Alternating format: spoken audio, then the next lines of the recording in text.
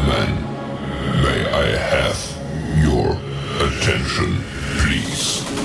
The show starts in 10, 9, 8, 7, 6, 5, 4, 3, 2, 1, go.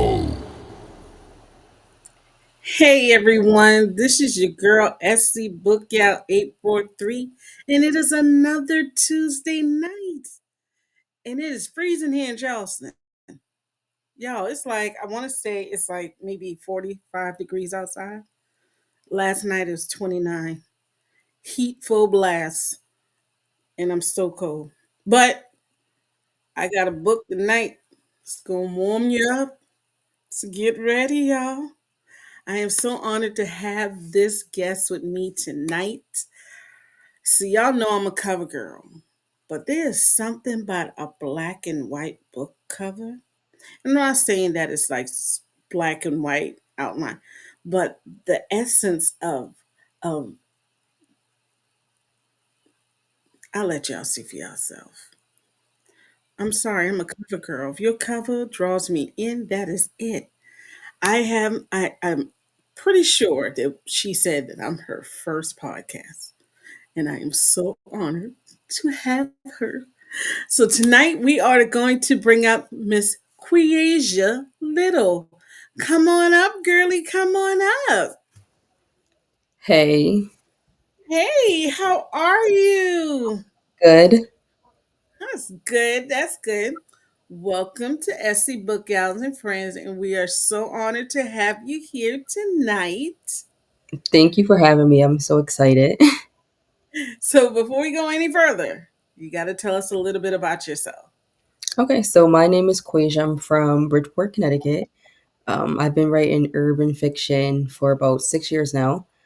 I work full time college student, mom of three girls, and then I have my fiance here helping me out.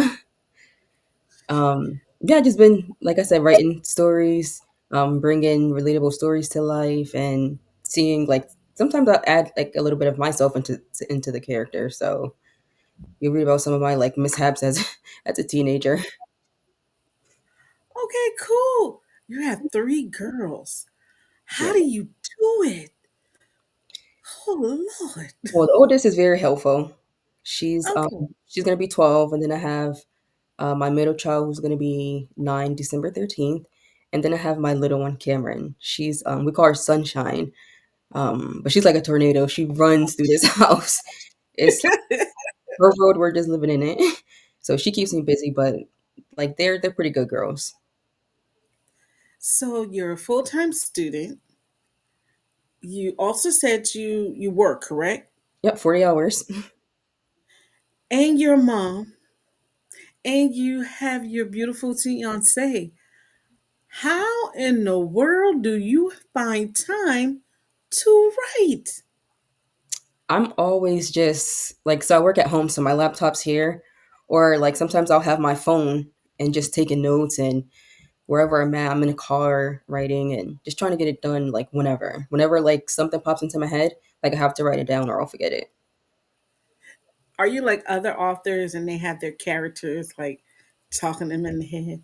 Yes, so like sometimes it takes me a while to finish a book because it's like I'm going back between two and three different characters from different books. So it's always something going on in my head. Understandable. So, what started your journey to becoming an author? So, I've always loved reading. Like as a child, my mom would bring me to the bookstore every Friday and pick out a book. So, from like the age of 4, I've always had my head in a book. And then I wrote my first short story in 2019. No, not 2019. In high school, so like 2011. Just a short story for my teacher. And then 2019 is when I started taking it serious.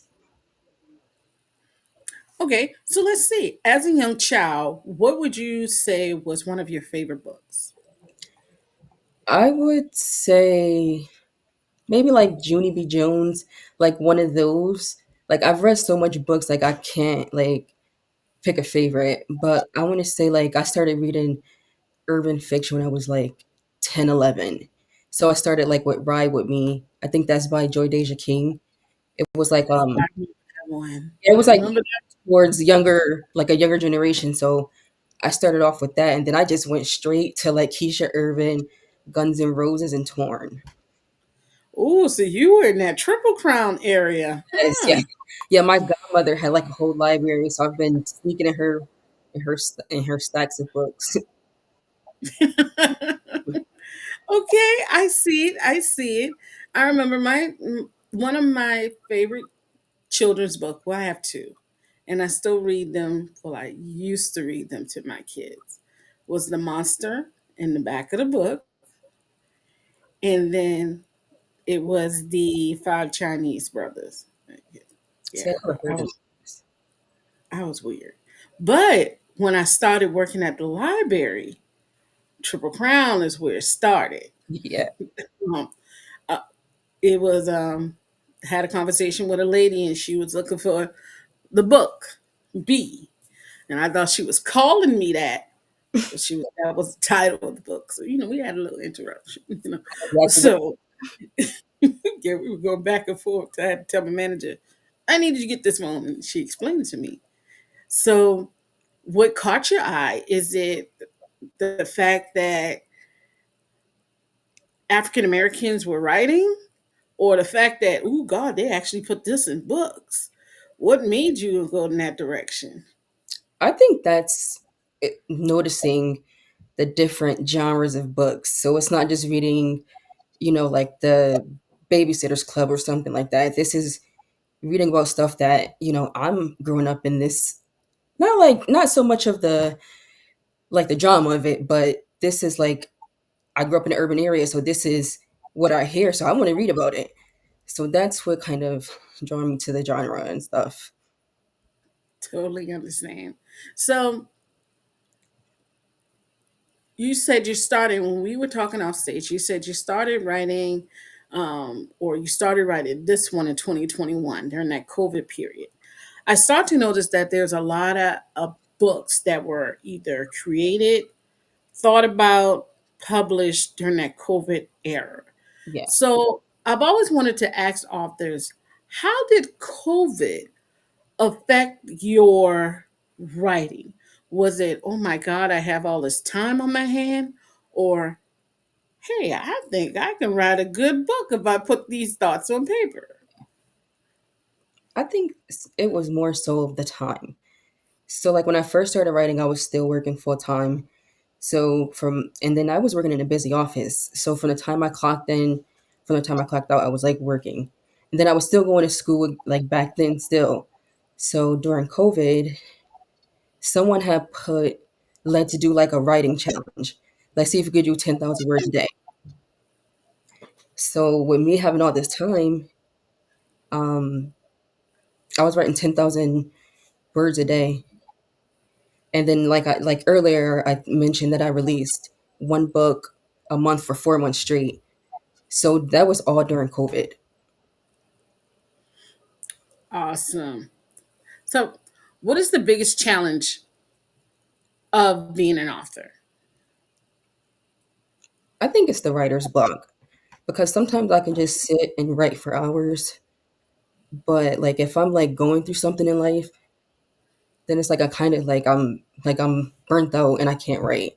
So like I feel like that's the only challenging thing, but you don't have like such a big imagination, and like I go through things and my friends and family go through things, so it's like I could put this in a book.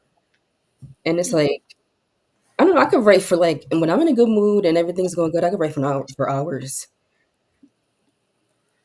Oh, so you're the opposite of some authors. Because some authors say when they're in a good mood, they don't write as much as if they're in a bad mood. Like I do hear a lot of authors say that writing is their therapy. Do you consider that for you? Um, Sometimes it depends, but when I write, I like to like light a candle, maybe have like a glass of wine, I dim my lights, and I'm just like vibing, listening to like R&B, Brent Fayez, whatever. So like I like to just I don't know, like that's writing is my happy place, and it's more of like I like to do it when I'm happy. All right. Remember that R&B part that you said, because you're gonna need that later on in the show. Okay. Just keep that in the back of your mind. So, this book of yours, first of all, I have to ask this question. I usually like every author this. Do you publishing house or independent? Which role did you take and why? So I signed with a publisher because like I didn't know like back then I didn't know about like editing and where to find your covers and things like that. So I had sent the first four chapters of my manuscript to a few publishers. Um, it was when Jacquel had her Urban Chapters publications, and then I sent it to Keisha Irvin, and I ended up signing with Jacquel. Okay. So I feel like signing helped me um, understand the writing process because I knew how to open up Microsoft Word and type it out, but I didn't know like the editing part and how to publish through KDP at the time. But if I knew what I knew, like if I knew what I knew now, I would probably just stay independent maybe. Okay. Okay. So starting out with a publishing house to have all those questions answered that you didn't know. But and then you said that if you knew what you knew now, you would go the independent route. Do you ever think about publishing something independent, or you're like, you know what, I'm just going to stay in the publishing house? So I think eventually I do want to branch out and be independent. So I said I just wanted to finish like my series up now. Because I do have the book I'm working on now, and then I have one that I released a few years ago. So I just want to finish those up and see how I'm feeling after that. Okay. So let's bring up this book cover of yours. Please tell me about this book cover. So I just wanted something like just something simple because the story itself is wild and crazy. So this just captures the two characters, Chloe and Killa. So I don't know. I just told my publisher just something nice and simple. That's nice and simple. Oh, no, no, no. I see passion. I see. So for my other book covers, it's a little simple. Okay. All right. So tell us legal love and street ties. Yes. So the story is about Chloe. She's an aspiring attorney. Um, so one night out, she meets a guy, and they have like this one night, and she just leaves it at that because of what happened during their encounter. And a few years later, they run into each other, and they just have to. It's just I don't know. I just can't really explain it without giving too much away. It's she just got to take some risk, and it might interrupt her career, her current relationship, and there's just a lot of secrets in there as well. So in the book, who has more to lose? Chloe definitely does because she did the Mm, schooling, the college, working at one of the most prestigious law firms in Connecticut. So she has everything to lose. okay. So what is your book trope? Are we saying good girl, bad guy, or It's good girl, bad guy.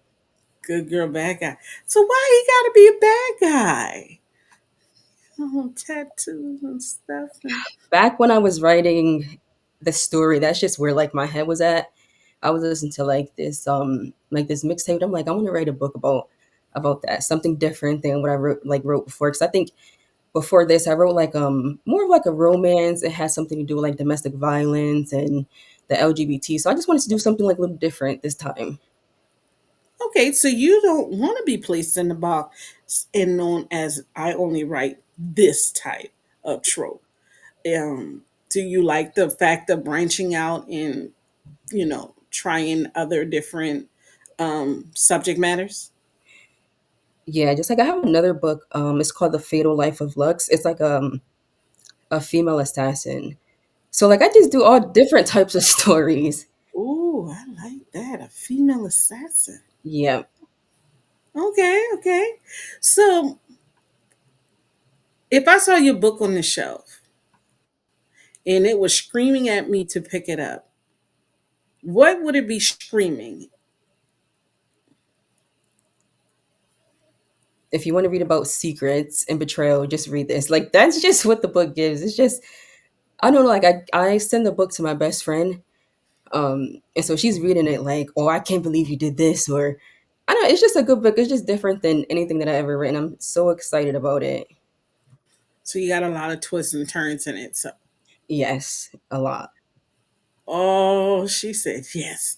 Okay, so does she have that best friend on the side who is her ride or die, who's trying to give her information? Because I know every book you got that female who can either be your best friend or your worst enemy. Yeah, Which one is she? she has a best friend. She had two best friends at the beginning of the book. But one of them like kind of like fell back, and then during like the middle of the book you'll find out why. And it's kind of like a betrayal. So Oh, snap. Okay, so tell me about your male main character. Tell me a little bit about him. so his name is Killian. His street name is Killa. He was just like your neighborhood dope boy. And then he eventually moved away and started like dispensary and other other businesses. And then he the night that they met or whatever, that brings him back to Connecticut, and so that's when they run into each other again. Oh, so your book is actually based on where you live. Yes. Oh my God. I read a book about an author and it was based where I live. I would say I enjoyed that book much more because I can literally visualize the places that they were talking about in the book. Yeah. Is that something that you wanted to do? Yeah, that's something I do with pretty much all my books. So like my first book is called A Bridgeport Love Story, and that's where I live, Bridgeport. Well, that's where I from is Bridgeport, Connecticut. So like I always like to focus my books around places I know because it makes it flow better. Because I'm not stopping to Google this and Google that.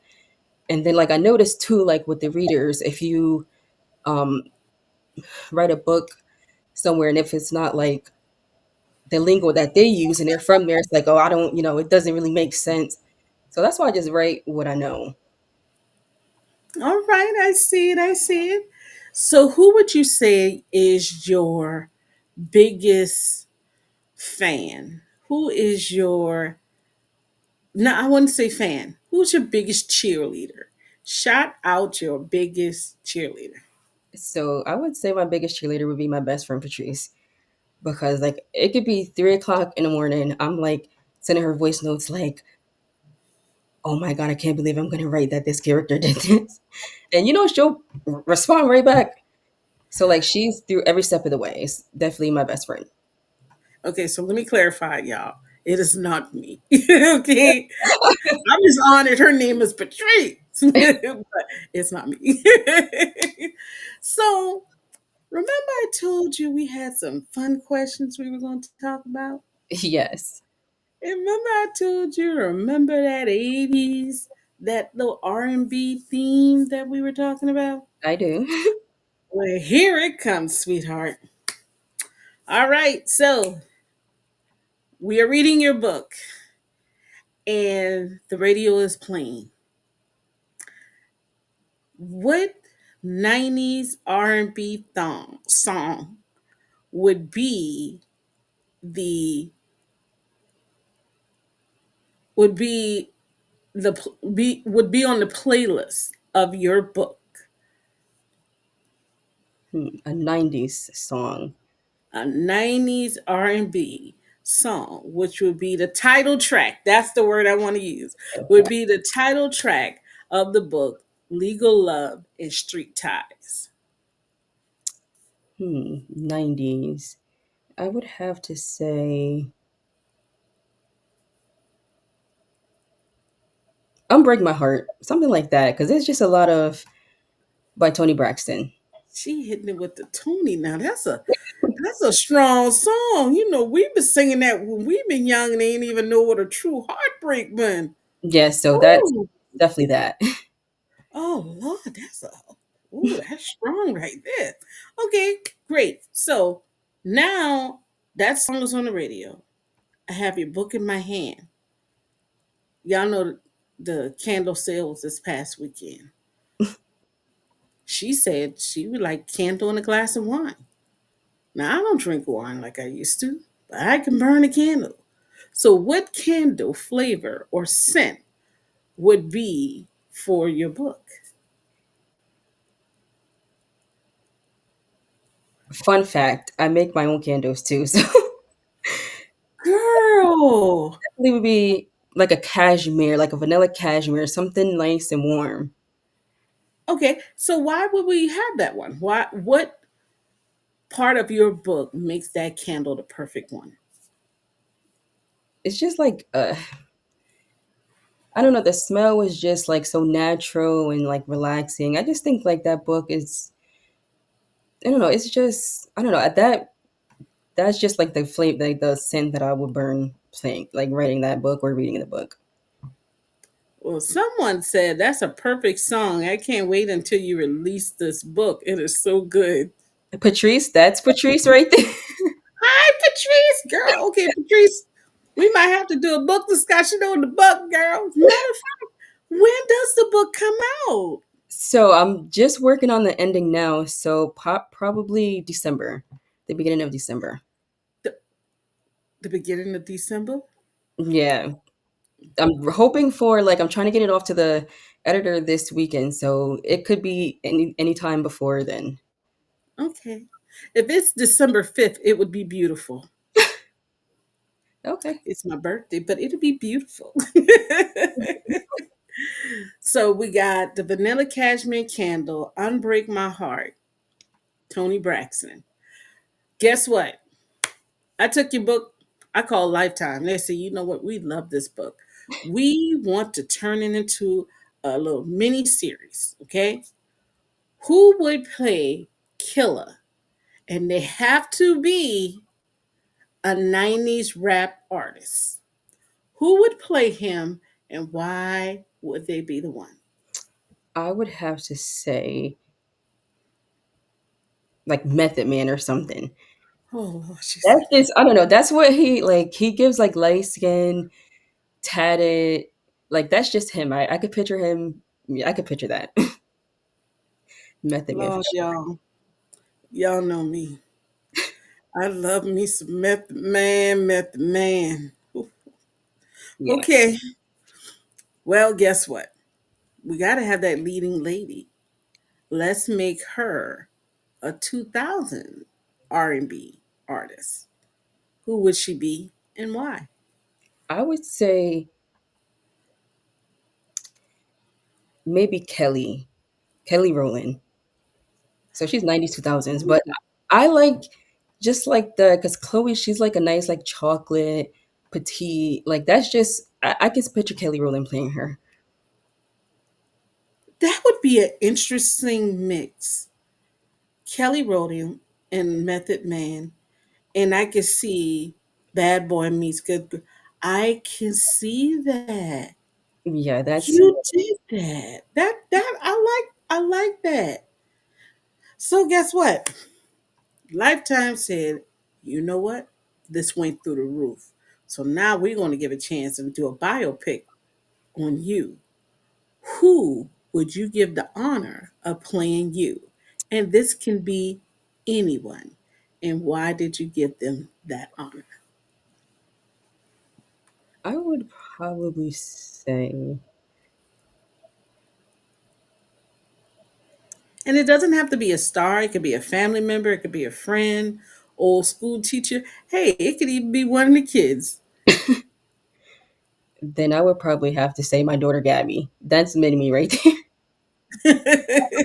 She gets, Oh, yeah, she got like my movements down packed. She mocks me anyways, so she knows and which one is that? Is she the oldest? she's gonna be She's mine. oh, okay, Gabby. I see you. I see you. So we got Method Man, Kelly Rowland, Tony Braxton, I'm Break My Heart, Vanilla Cashmere, and Gabby. Girl, you just got it going on. But now, one last thing. Yeah. You have the opportunity to write a book with any other author. Who would it be? And what would you guys write about? Could it be like dead or alive? Dead or alive, whoever you want. Okay, I would say Maya Angelou. Okay. I love her. Like phenomenal woman. I love her. I would love to write a book with her about just the black woman experience growing up, going through life. All right. I love that. And then you brought it full circle. I love that. So we're get close to the end of the show. Can you tell us where we could follow you on social media? Any of your other books we should grab? Any events you have coming up? Just give us the rundown. Okay, so thank you for all the support. Thank you for having me on the podcast. I was so excited to join. My books can be purchased on Amazon. My website, quasiaite.com, will be back up in 2026 with books, merchandise, all that. Um, and I would say check out my Destiny and Bashar's Silly of Me. That's like a fan favorite. That was a great series. And then Legal Love and Street Ties is coming out pretty soon. And just make sure to follow me on TikTok, Facebook, Instagram, Twitter at Quasia Ite. So you guys, if you notice and looked at the bottom of your screen, we have all our information out there. She will announce when her books come out. Okay. So I would go check out all her pages. Make sure you're following her, stay up to date. So when Legal Love and Street Ties come out, you can get it after me. Well, the other Patrice will get it first than me, and then y'all can get it. Y'all ain't getting a copy before me. I'm just let you know right now. Okay. But we thank you for being with us tonight. Is there anything you would like to say to your old readers, your new readers that you gain, and the readers you gain once they do the replay? So I just want to say thank you again for having me. Thank you to all the readers. I wouldn't like keep going because it's just one reader. Her name is Sunshine. She keeps me like she always checks in on me. So thank you to her. And I hope you give my catalog a try. It's available on Amazon.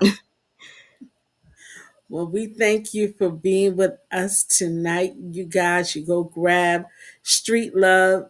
I'm sorry, Legal Love and Street Tides once it come out. Find out about Killer Method Man, Method Man. Now, when I read that book, I'm gonna be seeing Method Man.